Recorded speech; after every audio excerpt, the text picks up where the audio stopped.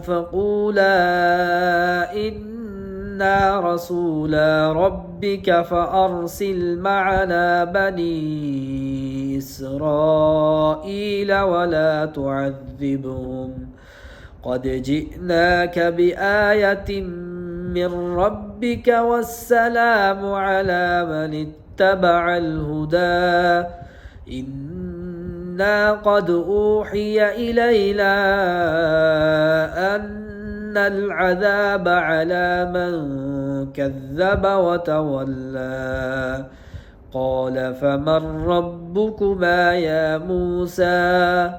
قال ربنا الذي أعطى كل شيء خلقه ثم هدى